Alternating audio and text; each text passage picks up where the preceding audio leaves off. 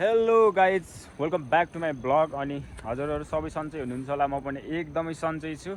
आजको दिनको सुरुवात भनेको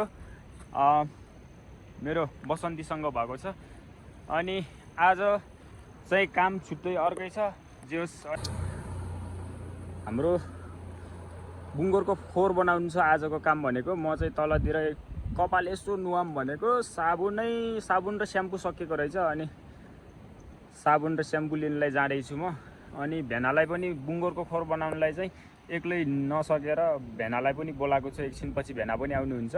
जे होस्, म आउँछु भनेर भन्नुभएको छ। अनि लगाइस एकछिनपछि चाहिँ भेटौँला है त। म तलतिर एकछिन गएर आउनुपर्ने हुन्छ। फेरि पानी पनि पर्न लागेको छ। अलि छिटो गर्नुपर्ने हुन्छ त्यो फोहोर बनाउनलाई चाहिँ, किनभने पानी पऱ्यो भने चाहिँ अलिकति डिस्टर्ब हुन्छ नि त। त्यही भएर सिधै म पसल गएर फर्केर एकैचोटि बुङ्गुरको खोर बनाउने बेलामा काममा भेटाउँछु है त हजुरहरूसँग। अनि हजुरहरू एकदमै साथ सपोर्ट दिनु होला। अनि लाइक, कमेन्ट, सेयर, सब्सक्राइब पनि गरिदिनु होला है त। ल ओके गाइज, फेरि एकैचोटि बुङ्गुरको खोर बनाउने बेला काममा भेटौँला है त। अनि एउटा कुरा गाइजहरू, आज चाहिँ बसन्तीको पेट भरिएको रहेछ क्या। दाइले पेट भराइदिनु भएको रहेछ यो बसन्तीको। एकदमै के हो बुढाले त फुल बनाएको छ त यार।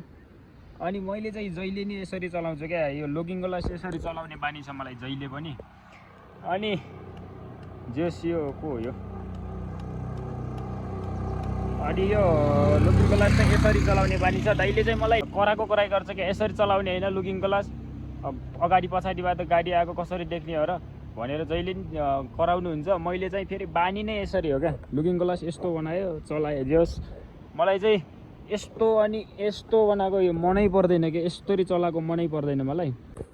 ल कालेर म चाहिँ बुङ्गुरको खोर बनाउनलाई चाहिँ आइपुगेको छौँ यहाँ बुङ्गुरहरूको ठाउँमा।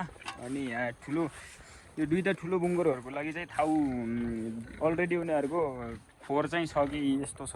यहाँ यतातिर दुईवटा त्यहाँ छ, अनि यता छ। अनि अर्को एउटा सानो बुङ्गुरको लागि खोर नभएर त्यो बुङ्गुरले माथि सानो उसमा लास दुःख कटाइरहेको छ क्या।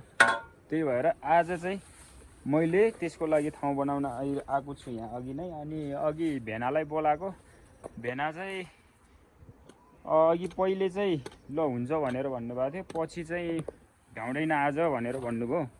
अनि नभ्याइसी के गर्ने त होइन, उसको पनि काम होला अर्कैतिर। अनि कालेर म चाहिँ आज चाहिँ मलाई साथी चाहिँ कालेले दिन्छ, यताउता हिलासिला सार्ने चाहिँ यताउता गर्छ। अनि यस्तो छ बिजोक छ यहाँको उस चाहिँ। अनि बिजोक छ क्या, बिजोक यस्तो बिजोक छ, फेरि यस्तो हालत खराब छ। यसलाई फेरि बनाउनु पर्ने हुन्छ। यो गाह्रो भट्केको छ क्या, त्यही भएर गाह्रो भट्केको छ। यसो गाह्रो चाहिँ बनाउनु पर्ने हुन्छ। यो गाह्रो चाहिँ यहाँसम्म उठाएर ठ्याक्क बनाएर च्याट्ट बनाउनु पर्ने हुन्छ। तल भित्रतिर त त्यस्तै छ भनौँ न यतातिरको। अनि मैले मुछिसकेँ यो माटो।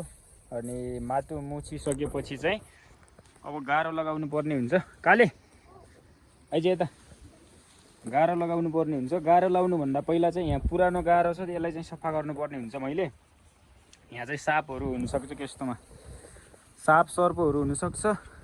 यसलाई चाहिँ म सबै सरसफाइ गरेर गाह्रो लगाउनुभन्दा पहिला चाहिँ यसरी यो ढुङ्गाहरू छाट्नुपर्ने हुन्छ। फेरि गाह्रो लगाउने यसलाई चाहिँ यस्तो बनाउनुपर्छ। यो पुरानो गाह्रो हो क्या यिनीहरू। सर्पहरू त छैन यता कतै छैन। यो गाह्रो बनाउने बेला तिनीहरूले कस्तो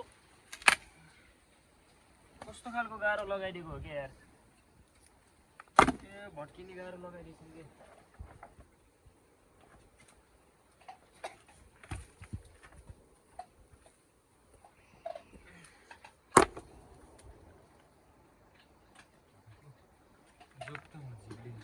क्यामेराम्यानहरू चाहिँ मैले बबालै पाएको छु गाइजहरू। अब यसलाई चाहिँ बनाउनु पर्ने हुन्छ सर्लक्कै।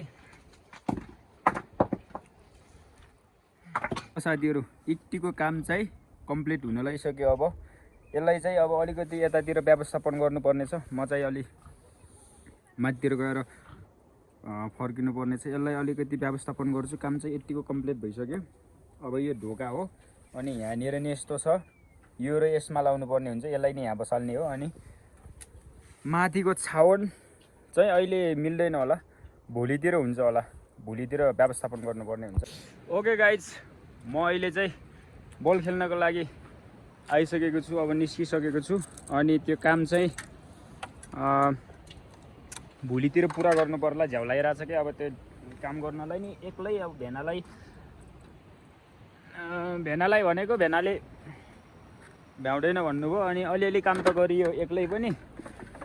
अब म चाहिँ बल खेल्न निस्केको, बेलुका 4 बजीपछि चाहिँ म जहिले नि बल खेल्न निस्किन्छु। जे होस् त्यो काम चाहिँ भोलि कम्प्लिट गर्नु पर्ला। अनि अन्तिममा चाहिँ ओके गाइज, म भ्लग चाहिँ यहीँ इन गर्न चाहन्छु, किन भन्दाखेरि त्यो काम चाहिँ मैले एक्लै पुरा गर्न सकेन क्या। अब बाहिर हाल्नु पऱ्यो, भित्र हाल्नु पऱ्यो, गाह्रो होइन। अनि उतापट्टि पनि भट्केको रहेछ, त्यो पनि भट्काएर सुरुदेखि बनाउनु पर्ने रहेछ, अलि झमेला रहेछ क्या कामको। ल ओके गाइज, ल बाई बाई। अनि हजुरहरूको मोबाइलमा यो भ्लग आउँछ भने लाइक, कमेन्ट, सेयर, सब्सक्राइब गरिदिनु होला। ल आजको लागि चाहिँ म यो भ्लग चाहिँ यहीँ इन गर्न चाहन्छु। ओके बाई बाई गाइज, फेरि नेक्स्ट भ्लगमा भेटौँला है त।